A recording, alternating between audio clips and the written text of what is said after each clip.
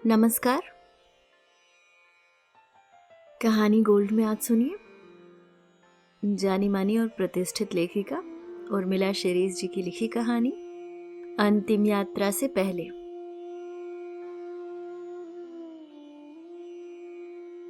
उसने जाने का निश्चय कर लिया है, यह बात ही मुझे आश्चर्य में डाल रही है।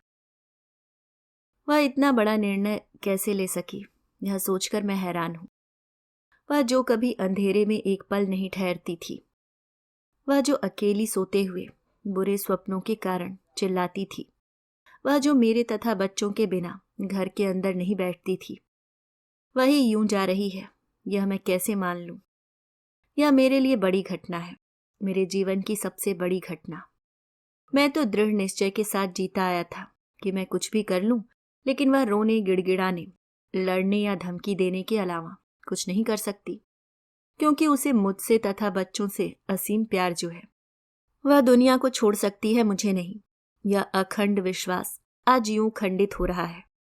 जिंदगी भर जिसे मैंने अपनी मर्जी से चलाया, वही आज मेरी मर्जी का तिरस्कार कर रही है और मैं असहाय सा बैठा हूं। फिर भी मैं आखिरी कोशिश करता हूं, शायद मान जाए। यदि मैं तुम्हें न जाने दूं तो? क्यों क्यों रोकना चाहते हो तुम मुझे? किस अधिकार से? पति के अधिकार से। पति? पति के अधिकार? समाज की नजरों में तुम मेरे पति हो, पर मेरी नजरों में तुमने अपना पतित्व स्वयं ही खत्म किया है। क्या सब कुछ भूल गए हो या झुठलाने की कोशिश कर रहे हो? अब मेरी समझ में आया कि प्रेम तो कुछ होता ही नहीं है, असल में तो वह समझौता ही होता है। सो जो सामाजिक एवं नैतिक समझौते के बंधन थे, वे मैंने निभाए हैं, लेकिन अब मैं नहीं निभाऊंगी। याद करो धीरज, मैंने वर्षों से तुमसे कुछ नहीं चाहा है। देह, सुख, पैसा, कहीं आने जाने में तुम्हारा साथ नहीं। बीमारी, कमजोरी में एक गिलास पानी तक नहीं। अकेलेपन तथा उदासी में सहानुभूति तथा सांत्वना के दो शब्द नहीं। इस सब के पीछे एक औरत की, एक पत्नी की टूटने बिखरने, आहत होने की यातना कितनी तीक्ष्ण रही होगी, जान सकोगे? धीरज, एक पत्नी को टूटकर बिखरकर एक औरत के रूप में जीने के लिए जब विवश होना पड़ता है, तब न वह औरत जी पाती है न मर पाती है। इस सच के संबल के साथ ही मैंने जीवन को स्वीकारा है। इतने वर्षों से तुम उसी बात को गांठ बांधकर वैसी ही हो, और मैं समझता रहा कि तुम बदल गई हो। नहीं, बदली नहीं थी मैंने समझौता किया था, तुमसे नहीं, स्वयं से। बकवास बंद करो, जानती हो मैं तुम्हें न जाने का आदेश दे सकता हूं। मैं उन आदमियों में से नहीं हूं जो औरतों के आगे पीछे घूमा करते हैं। आदेश तो मैं ईश्वर तक का नहीं मानूंगी, फिर तुमसे मेरा इस तरह का सरोकार क्या रहा? आत्मा और हृदय का तो कदापि नहीं रहा। मैं आत्मा का पवित्र बंधन चाहती थी, लेकिन वह तो हमारे बीच कभी स्थापित हो ही नहीं पाया। वो भी तुम्हारी आदतों, स्वभाव और आचरण के कारण। एक जिद, एक अहंकार, अपने सुख के लिए जीने की अभिलाषा ने मेरी संपूर्ण जिंदगी को तहस नहस कर दिया। कितने ताज्जुब की बात है कि एक पुरुष एक स्त्री की जिंदगी को बनाने बिगाड़ने का अधिकारी कैसे बन जाता है। देखो, तुम इस तरह मुझे छोड़कर नहीं जा सकती। क्यों क्यों नहीं जा सकती? तुम तो मेरे जीवन से तब चले गए थे, उसके साथ, उसके घर में। क्या मेरा अपना कोई जीवन नहीं है? मैं तुम्हारी तरह अपनी जिम्मेदारियों को छोड़कर नहीं जा रही हूं। वर्षों से तुम्हारे लिए जीती रही हूं, अब तो जाने दो। तुम मुझसे बदला ले रही हो। कहती थी कि जब मुझे तुम्हारी जरूरत होगी तभी छोड़कर जाऊंगी, सो जा रही हो। नहीं धीरज, तुमसे बदला लेने की बात तो मैं क्रोधावेश में कहती थी। उस व्यक्ति से क्या बदला लूं जो इतना कमजोर हो कि स्वयं पर नियंत्रण न रख सके, जिसने स्वविवेक से कभी अच्छे और बुरे का फैसला स्वयं न लिया हो, जो दूसरे की आंखों से अपनी पत्नी को जांचता परखता रहा हो। तब क्यों जाना चाहती हो मुझे अकेला छोड़कर? तुम अकेले कहाँ हो धीरज? पूरा परिवार है तुम्हारा, भाई, बहुएं, बेटे, बहनें, सारी सुख सुविधाएं हैं। अकेली तो मैं रही हूं सदैव। ठीक है, चली जाओ। आवेश में मत आओ धीरज, मैं भी थक सकती हूँ, ऊब सकती हूँ। मेरा मन भी भागने को विकल हो सकता है। मैं सब कुछ भूल चुकी थी। अब मैं जीना चाहती हूँ अपने लिए, घूमना चाहती हूँ, बरसों से दबी इच्छाओं को पूर्ण करना चाहती हूँ। इतिहास की छात्रा रही हूँ, मन बार बार भागता था प्राचीन किलों की तरफ, मंदिरों की ओर, तीर्थों और सरिताओं की ओर। समुद्र को देखना और छूना चाहती थी। मेरी आत्मा सालों से तरस रही है। सबसे दूर जाकर रहना चाहती हूँ। तुम नहीं समझ सकोगे धीरज। पागल हो गई हो तुम। काल्पनिक दुनिया में रहती हो, प्रलाप करती हो। यही शब्द मैं अपने लिए वर्षों से सुनती आ रही हूँ। आलोचना, दोष और मजाक, और सबके बीच नीचा दिखाया जाना ही देखती आ रही हूँ। डायलॉगबाजी बंद करो। खूब नाटक करती हो। नाटक करना और भाषणबाजी करना तो कोई तुमसे सीखे। जा रही हो तो जाओ, लौटकर इस घर में कभी कदम मत रखना। जानती हूं तुम यही कहोगे। तुम्हारा घर होता तो कितनी बार निकाल चुके होते। आज पहली बार जाने की जिद की तो धमकी दे रहे हो। मुझे तो ये भी हक नहीं रहा कि कभी रूठ कर चली जाती तो तुम मना कर ले आते। तब मैं चुप रह गया था। इस बहस का कोई अंत नहीं था। सारा जीवन बहसों तथा झगड़ों में कटा है, तो अब कौन सा परिवर्तन आने वाला था। मां रुक जाओ ना, बड़े बेटे ने हस्तक्षेप किया था तब। बेटे, तुम तो सब कुछ जानते हो। मेरे दोस्त हो ना, मेरे मन के साथी। मुझे समझते हो ना। मैं इसी वक्त का इंतजार कर रही थी कि मेरे बच्चे शादीशुदा हो जाएं, उनको सब कुछ सौंप कर जाऊंगी। उधर सामान बाहर रखा जा रहा था और वह बड़े इत्मीनान से बैग में कागज रख रही थी। उसके चेहरे पर वियोग का कोई भाव नहीं था। कंपन की एक लकीर तक न थी। आंखों में आर्द्रता तक न थी, जैसे सब कुछ सामान्य हो। एक बार सोच लो, गांव में क्या रखा है। चाचा ने नहीं रहने दिया तो इसी घर में ही लौटना होगा, और तब मैं भी तुम्हारी शक्ल नहीं देखूंगा। मुझे निष्कासित करने का हक किसी को नहीं है। मैं स्वयं जा रही हूं। धृष्ट औरत, जा, चली जा। मैं चीख पड़ा था। और चिल्लाओ। तुम गालियां देने के अलावा कर भी क्या सकते हो। वह मन ही मन हंस रही होगी मेरी अवस्था पर, मेरी उस आवाज पर जिसे सुनने के लिए सिर्फ सपाट दीवारें रह गई थीं। ऑटो बाहर खड़ा था। वह बैठी और चली गई। सब उसे छोड़ने के लिए स्टेशन तक गए थे और मैं हतभाग्य सा गुस्से में कांपता रहा था। बाहर बैठा मैं सिर्फ इस प्रतीक्षा में था कि वह थोड़ी देर बाद लौट आएगी और कहेगी कि मैं तुम्हें छोड़कर नहीं जा सकती थी। पर घंटों बाद भी वह न लौटी। तब मुझे लगा मेरा शरीर ठंडा होता जा रहा है। पापा, क्यों चिंता करते हो, जल्द आएगी मम्मी।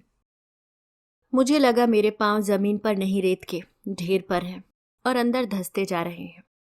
सच, मैं बरसों पहले इस औरत से छुटकारा पाना चाहता था। खूब कोशिशें की थी, तरह तरह की मानसिक यातनाएं दी थी, कठोर व्यवहार किया था कि उससे छुटकारा पा सकूं। न जाने क्यों मेरी मानसिकता ही ऐसी थी कि पत्नी की बात मत मानो, पत्नी को महत्व मत दो, और इसी का दुष्परिणाम था मेरा पतन। अनामिका के साथ मेरे सार्वजनिक संबंध। अनामिका सर्विस में थी और उससे मुलाकात एक दोस्त के घर हुई थी। उम्र में छोटी थी पर मुझे पसंद आ गई थी। उसके साथ घूमना, उसके घर पर रुकना, पति पत्नी की तरह रहना और चुपचाप शादी करना। तब मेरी शिकायतों पर शिकायतें हुई थी। अनामिका को जो बदनामी मिली थी उससे घबराकर वह हमेशा किले चली गई थी। मैंने जैसे तैसे नौकरी बचाई थी। शायद उन्हीं दिनों का बदला ले रही है मीनाक्षी मुझसे। इन दिनों मुझे खाना स्वादिष्ट नहीं लगता, नींद सुखद नहीं लगती। उसे गोश्त शराब से सख्त चिढ़ थी। तब मैं खूब पीता था, लेकिन आज वह नहीं है तो मैं छूता तक नहीं हूं। ऐसा क्यों हुआ। इतना मानसिक त्रास तो मुझे अनामिका के चले जाने पर भी नहीं हुआ था। वह सब एक स्वप्न की तरह घटित हुआ था और हकीकत में दुखद प्रभाव छोड़कर समाप्त हो गया था। शुरुआत एक सफरनामे की। प्रिय धीरज, मैं ठीक से आ गई थी। ट्रेन में बैठते ही तुम्हारे चेहरे के भाव छा गए थे आंखों के सामने। गुस्सा, तिरस्कार, सभी कुछ नसों को चटकाता रहा था। सारा घर खंडहर की तरह हो गया है। सफाई करवाने के बाद अब जाकर सुख मिला है। पुरानी किताबें, मंदिर, मूर्तियां, सब कुछ पुराना पड़ गया है। सबसे मिलकर बेहद खुशी मिली मुझे। तुम मुझसे नाराज होगे जानती हूं, लेकिन यह मेरे लिए अत्यावश्यक था, वरना मैं आत्महत्या कर लेती। इसी एक निश्चय ने तो मुझे अब तक जीने की इच्छा शक्ति दी थी। मैं भागना चाहती थी। आज भी मुझे लगता है कि तुम मुझसे अलग रहकर अधिक सुखी रहोगे। कितना गुस्सा आता है ये सोचकर कि मैं बेशर्मों की तरह तुम्हारे पीछे पड़ी रहती थी।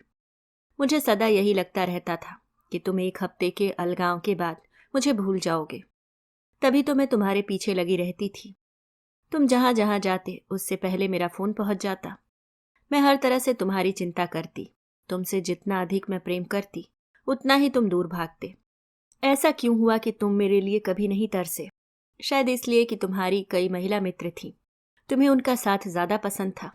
सच है, दूसरों के साथ सिर्फ आनंद मिलता है, क्योंकि वहां अपने परिवार की, बच्चों की कोई समस्या जो नहीं होती है।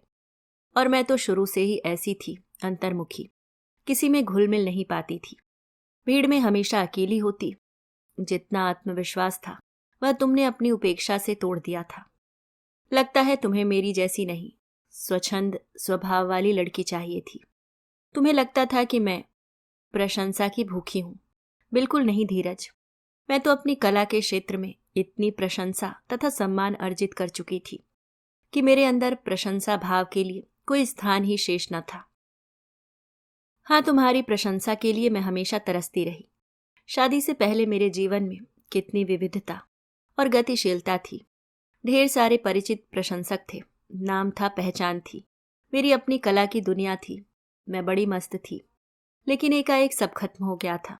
सारे संपर्क समाप्त हो गए थे। कोई परिचित नहीं रहा था। सिर्फ तुम्हारे अपने लोग थे। मेरी ही रुचि खत्म हो गई थी। सब निरर्थक लगने लगा था। काश मैं तुम्हारे कंधों पर सिर रखकर प्यार पा सकती। कितनी अजीब बात थी कि मेरा पति ही मेरा न था। नहीं, प्रतिदान नहीं, यह रिश्ते की मांग थी। यह मेरे लिए भावनात्मक सुरक्षा थी, जिसके अभाव में मैं नितांत तन्हा हो गई थी। कितने वर्षों के तनावों और झगड़ों के बाद मैं अपने मन को यह समझा पाई थी कि विवाह एक समझौता है। अब समझौते के तहत ही मुझे शेष जीवन गुजारना होगा, पर मन तो फिर भी नहीं मानता था। जो सामने घटित होता था उसमें अपने होने का अर्थ, अपने होने की सार्थकता, दूसरों से बेहतर होने की जिद और तुमसे अपने पत्नीत्व के हक को मनवाने का लोभ बराबर मन को क्लांत किए रहता था। धीरज, उन दिनों में कितना कमजोर हो गई थी कि मेरा मन पागलों की तरह भटकता था।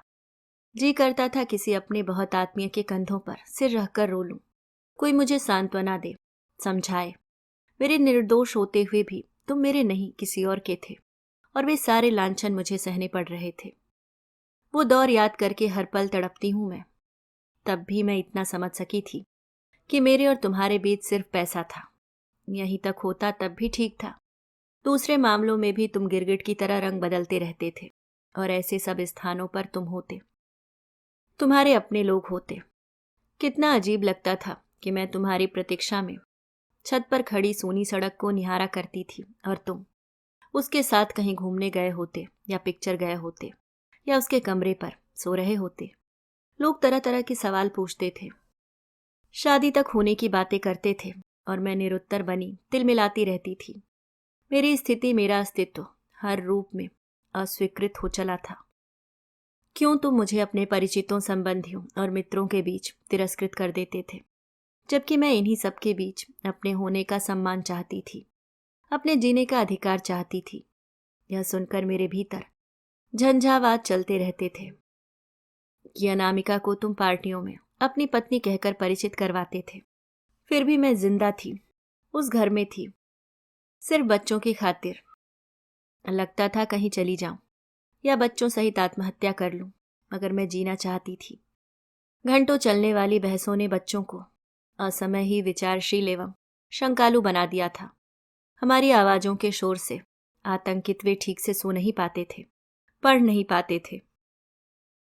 वे हम दोनों को, अपने जनकों को साथ साथ देखना चाहते थे, हर वक्त खाते हुए, बैठते हुए, घूमते हुए। पर तुम्हें यह सब बोर लगता था। अब सोचती हूं तो हंसी आती है कि मैं भी कितनी पागल थी। उसे बांधना चाहती थी जो मेरा अपना था ही नहीं। क्यों था तुम्हें बांधने का लोभ? दुख, यातना, अपमान के बावजूद तुम्हें एक पति के रूप में पाने की अकुलाहट थी। तब क्रोध का ज्वार खत्म होते ही मैं तुम्हारी प्रतीक्षा करने लगती थी। मुझे तुम्हारी हर कदम पर जरूरत थी। एक प्यार भरा संबल चाहिए था मुझे। लेकिन मेरे आदर्शों के महल तुम्हारे अपने संबंधों के नीचे खंडहर होते गए थे।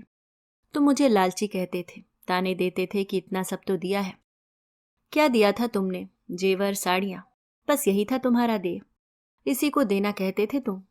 भौतिक वस्तुओं का दान, जिनको मैं धारण करती थी, इसलिए तो मैंने वह सब त्याग दिया था। सचमुच धीरज, एक इंसान के रूप में तुम बहुत अच्छे थे, लेकिन मेरे लिए नहीं। छोड़ो भी, सोचोगे सामने रहती थी तब भी प्रलाप करती थी, दूर है तब भी।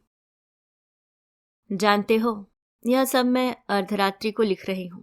चारों तरफ साएं साएं करती हवाएं हैं, टिटहरी की आवाजें हैं, कुत्तों के भौंकने के डरावने स्वर हैं, और है सन्नाटे का भयानक रूप।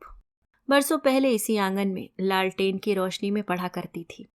पीपल का यह वृक्ष तब से लेकर अब तक वैसा ही खड़ा है। उसके तने और चौड़े हो गए हैं।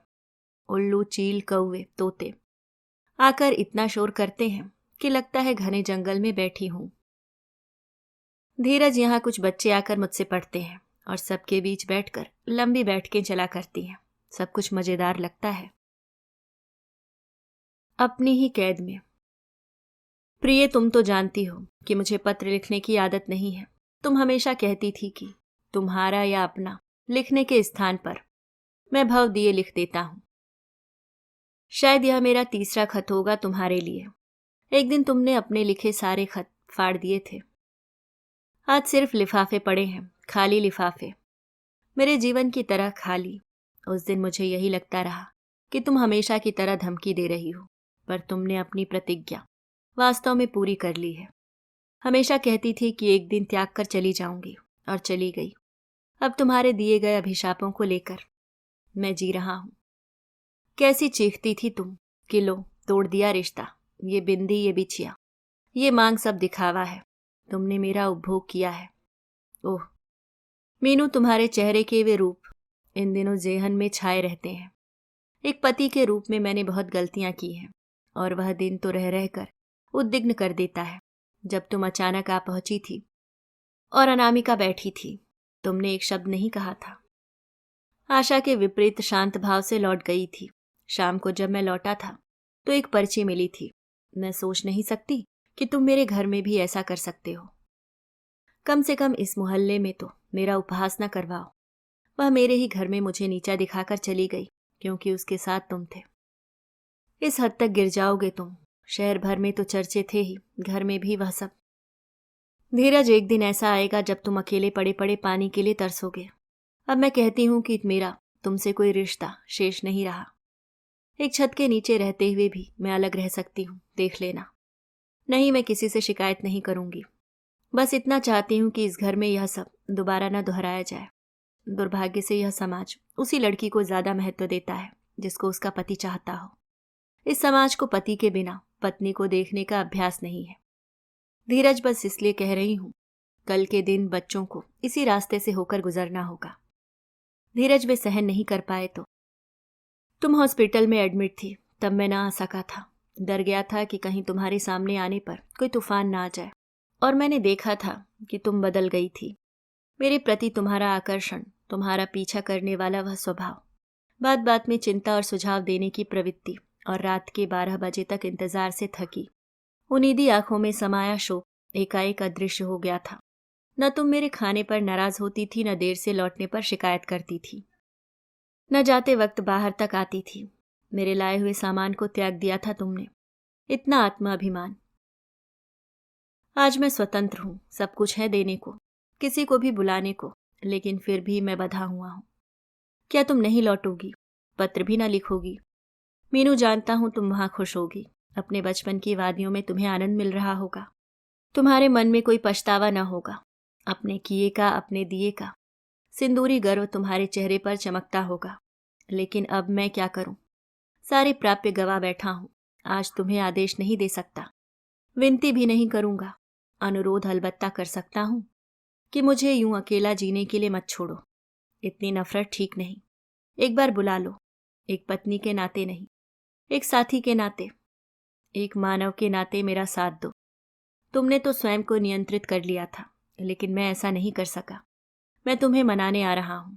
ओ मेरी रूठी हुई सखी, वानप्रस्थ में तुम अकेली न रह सकोगी। मुझे साथ रखना ही होगा। तुमने अगर मुझसे सच्चा प्यार किया है और करती हो, तो एक बार और कष्टों के साथ जीना होगा तुम्हें। घर में सन्नाटों के साए छाए रहते हैं। मुझे उबार लो इनसे मीनाक्षी, मुझे थाम लो।